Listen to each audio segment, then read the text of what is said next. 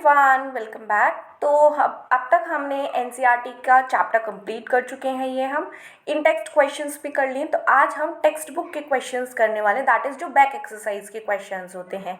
और अगर आपको ये वीडियो हेल्पफुल दिखती है तो अपने फ्रेंड्स के साथ ज़रूर शेयर कीजिएगा। तो चलिए वीडियो को शुरू करते हैं। तो फर्स्ट क्वेश्चन क्या आता है, convert the following temperatures into the Celsius scale. तो हमें टेम्परेचर को कन्वर्ट करना है सेल्सियस स्केल के अंदर। दैट इज़ हमको जो टेम्परेचर है वो किसके अंदर दे रखा है, केल्विन के अंदर दे रखा है। तो जब केल्विन के अंदर दे रखा होता है तो हमको क्या करना होता है, जो भी वैल्यू है उसको 300 है तो उसको माइनस करना पड़ेगा किसके साथ, 273 के साथ। तो ये कितना आ जाएगा, फर्स्ट का 27 डिग्री सेल्सियस आ जाएगा।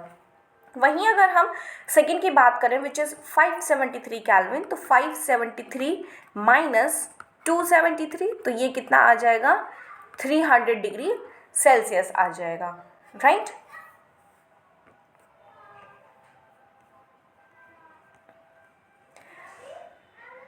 नेक्स्ट क्वेश्चन है, convert the following temperatures into kelvin scale. तो अब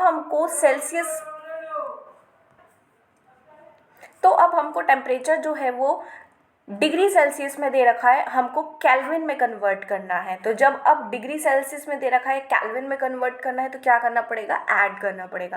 दैट इज़ 25 डिग्री सेल्सियस के साथ हमको क्या ऐड करना पड़ेगा, 273 ऐड करना पड़ेगा, जो कितना आ जाएगा, 298 केल्विन आ जाएगा। और वहीं अगर हम सेकेंड की बात करें विच इज़ 373 डिग्री सेल्सियस, तो 373 प्लस 273, तो ये कितना आ जाएगा, 646 केल्विन आ जाएगा, राइट। नेक्स्ट क्वेश्चन आता है, give reasons for the following observations. तो हमको रीजन देना है इन ऑब्जर्वेशंस के लिए। अब ऑब्जर्वेशन क्या है, naphthalene balls disappear with time without leaving any solid. तो जो नैफ्थलीन बॉल्स होती हैं वो डिसअपियर हो जाती हैं समय के साथ विदाउट लिविंग एनी सॉलिड, क्योंकि नैप्थलीन बॉल्स जो होती हैं वो किसकी प्रॉपर्टी शो करती हैं, सब्लिमेशन की प्रॉपर्टी को शो करती हैं। अब ये सब्लिमेशन क्या होता है कि जहाँ पे डायरेक्ट कन्वर्जन होता है सॉलिड का वेपर्स के अंदर। तो जो नैप्थलीन बॉल्स हैं वो डिसअपियर हो जाती हैं समय के साथ विदाउट लिविंग एनी सॉलिड, क्योंकि वो प्रॉपर्टी कौन सी शो करती हैं, सब्लिमेशन की। तो यानी कि solid to gas directly convert हो जाती हैं समय के साथ। तो इसीलिए हमको कोई भी सॉलिड का पार्टिकल या सॉलिड रेजिड्यू नहीं मिलता। We can get the smell of perfume sitting several metres away. तो जब हम बहुत दूर बैठे होते हैं स्टिल हमको परफ्यूम की स्मेल जो होती है वो पता चल जाती है, क्योंकि जो परफ्यूम होता है वो वेपराइज होता है बहुत जल्दी और एयर के पार्टिकल्स के साथ डिफ्यूज़ हो जाता है। एयर के पार्टिकल्स के साथ डिफ्यूज़ हो जाता है, क्योंकि हमने देखा था कि जो एयर के पार्टिकल्स होते हैं उनमें बहुत सारा स्पेस होता है और जो पार्टिकल्स होते हैं वो बहुत दूर दूर होते हैं, रैंडमली वो मूव कर रहे होते हैं। तो इसीलिए जो परफ्यूम के जो पार्टिकल्स हैं वो एयर के पार्टिकल्स के साथ डिफ्यूज़ हो जाएंगी इजीली। तो इसीलिए हमको स्मेल ऑफ परफ्यूम जो होती है वो बहुत दूर तक आ जाती है अगर हम बहुत दूर भी होते हैं तो, राइट। नेक्स्ट क्वेश्चन है, arrange the following in increasing order of forces of attraction between the particles, water, sugar and oxygen. तो हमको इंक्रीजिंग ऑर्डर में हमें लगाना है force of attraction between the particles.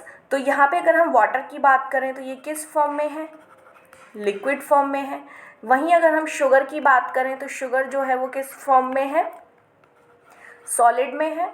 And oxygen की बात करें तो ऑक्सीजन जो है वो गैस में है।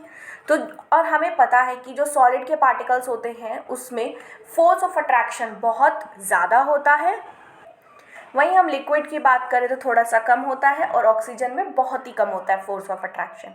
तो इंक्रीजिंग ऑर्डर में लगाना है तो सबसे कम किसके अंदर होगा, ऑक्सीजन के अंदर, then water and then sugar, right. Next question is, what is the physical state of water at. तो फिजिकल स्टेट क्या होगा वाटर का, 25 डिग्री सेल्सियस। 25 डिग्री सेल्सियस पे वाटर जो होगा वो लिक्विड फॉर्म में होगा, 0 डिग्री सेल्सियस पे सॉलिड भी होता है और लिक्विड भी होता है, और 100 डिग्री सेल्सियस की बात करें तो वहाँ पे लिक्विड फॉर्म में भी होता है और वेपर्स फॉर्म में भी होता है, right. Next question, give 2 reasons to justify, हमको रीजन देने हैं जस्टिफाई करने के लिए। Water at room temperature is a liquid, water जो होता है रूम टेम्परेचर पे वो लिक्विड होता है। तो वाटर जो होता है रूम टेम्परेचर पे वो लिक्विड क्यों होता है? क्योंकि उसके पास फ्लूइडिटी की प्रॉपर्टी होती है, उसका डेफिनेट वॉल्यूम होता है लेकिन फिक्स्ड शेप नहीं होती है। जिस भी कंटेनर के अंदर रखते हैं हम उसका शेप ले लेती है, राइट। तो इसीलिए वाटर जो होता है रूम टेम्परेचर पे लिक्विड रहता है क्योंकि उसके पास फ्लूइडिटी की प्रॉपर्टी होती है। फ्लूइडिटी मतलब क्या होता है? टू फ्लो करने की प्रॉपर्टी होती है, right. Next question, an iron almirah is a solid at room temperature. तो जो आयरन एल्मेरा है वो सॉलिड है एट रूम टेम्परेचर पे। आयरन एल्मेरा जो होती है वो सॉलिड क्यों होती है रूम टेम्परेचर पे? क्योंकि जो आयरन की जो एल्मेरा है वो किस फॉर्म में है? सॉलिड फॉर्म में है और उसकी डेफिनेट शेप भी है। फोर्स ऑफ अट्रैक्शन जो है पार्टिकल्स के बीच में बहुत ज़्यादा है, तो इसीलिए आयरन एल्मेरा जो है वो सॉलिड है रूम टेम्परेचर पे, राइट। नेक्स्ट क्वेश्चन है, why is ice at 273 kelvin more effective in cooling than water at the same temperature. तो 273 केल्विन पे जो आइस होती है 273 केल्विन पे ज़्यादा इफेक्टिव होता है in cooling than water at the same temperature. तो वो इसलिए हो पाता है क्योंकि जो आइस होती है एट 273 केल्विन पे उसके पास लेस एनर्जी होती है, और वहीं अगर हम वाटर की बात करें तो उसके पास हाई एनर्जी होती है क्योंकि हमने उसको क्या सप्लाई किया होता है? हीट सप्लाई की होती है कॉन्टिन्यूसली। अब जब इसकी वाटर की हाई एनर्जी है दैट इज़ उसकी काइनेटिक एनर्जी भी इंक्रीज हो जाएगी। काइनेटिक एनर्जी क्यों इंक्रीज हुई थी? क्योंकि हमने क्या किया था? कॉन्स्टेंटली हीट सप्लाई की थी। जब हीट सप्लाई की तो उसके पास कौन सी एनर्जी आ गई थी? लेटेंट हीट फ्यूजन वाली। तो लेटेंट हीट ऑफ फ्यूजन थी इस वाटर के पार्टिकल्स के पास। तो ये इसलिए हुआ था क्योंकि डिफरेंस जो था लेटेंट हीट ऑफ फ्यूजन जो प्रेजेंट थे वाटर के अंदर eight the same temperature in the form of extra energy. तो जो आइस होगी वो ज़्यादा कूलिंग इफेक्ट करेगी rather than the water at the same temperature.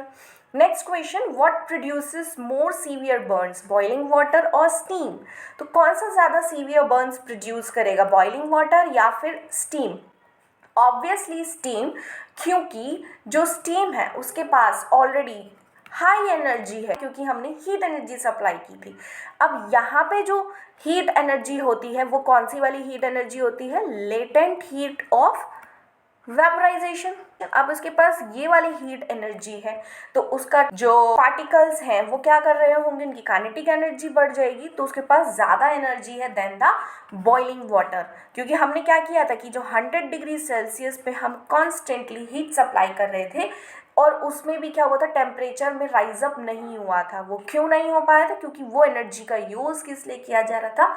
जो बॉइलिंग वाटर है उसके पार्टिकल्स को तोड़ने के लिए, ताकि वो स्टीम में कन्वर्ट हो जाए, वेपर्स में कन्वर्ट हो जाए।